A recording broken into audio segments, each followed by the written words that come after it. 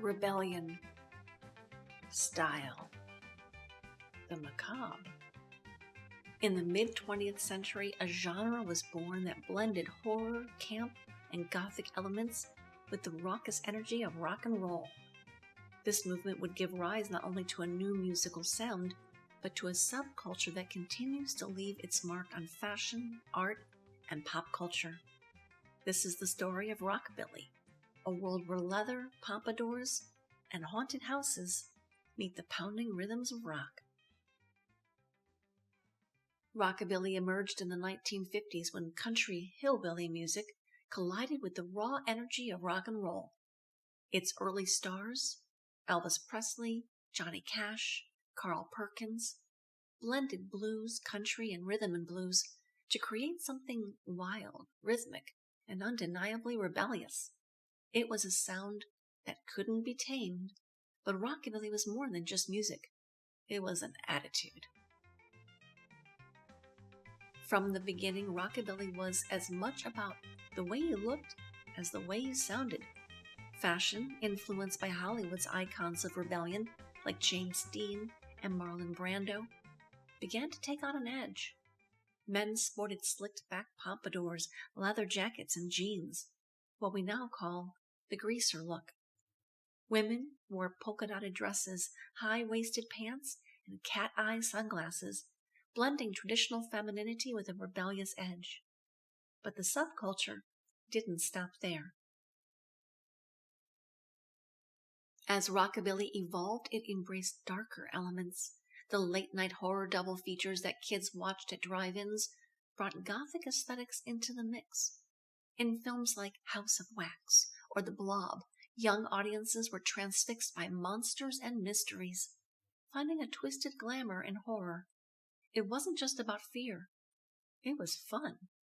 This new taste for the macabre found its way into the Rockabilly ethos, campy, theatrical, and deliciously dark.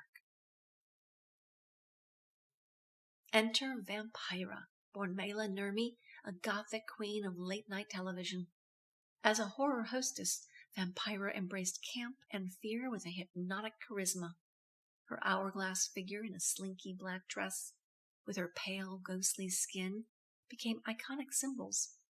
Decades later, Elvira would carry the torch, merging horror with camp and burlesque, bringing a twisted wink to the Rockabilly aesthetic.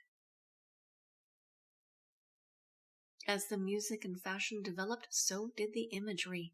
Clubs where Rockabilly was played became places where gothic overtones mingled with sweaty rock and roll energy.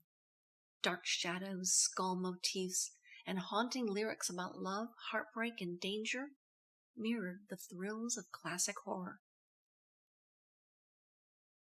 Rockabilly saw a revival in the late 1970s and early 80s, but this time it was darker and edgier. Enter the Cramps, one of the defining bands of the Psychobilly subgenre, which combined Rockabilly's rhythmic punch with the wild abandon of punk and a horror movie sensibility.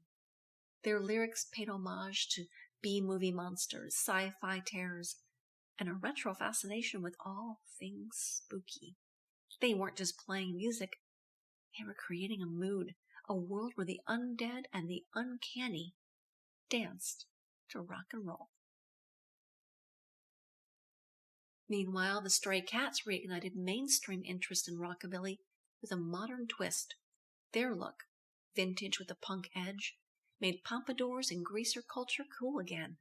Suddenly, a new generation was captivated by the fashion and sound of 1950s Rockabilly, but with the rebellious bite of the punk scene. Today, Rockabilly isn't just a music genre, it's a full-blown subculture that spans fashion, tattoos, classic cars, and even lifestyle choices. Festivals like Viva Las Vegas draw fans from around the world, where they come to celebrate everything from vintage cars to horror pinup contests. The look, the sound, and the attitude have become timeless, transcending decades to create a cultural phenomenon that refuses to die. Tattoos, too, are a vital part of Rockabilly's visual language, often mixing gothic and horror-inspired imagery with retro styles.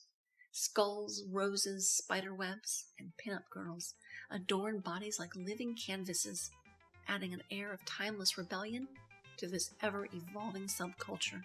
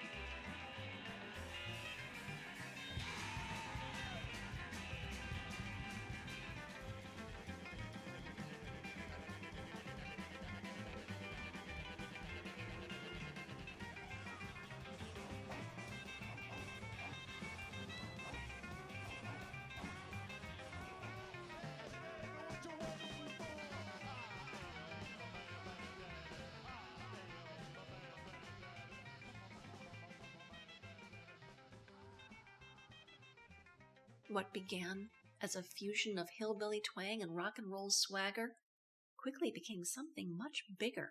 Rockabilly fused horror, camp, and gothic aesthetics to create a culture that transcended music and became a lifestyle.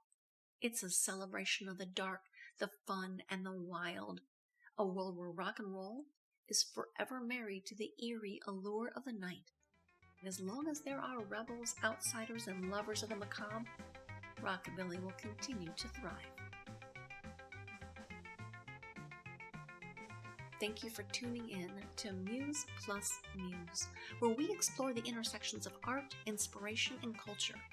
Don't forget to like, subscribe, and hit that notification bell for more homages to the creative arts and the people, places, and events that shape them.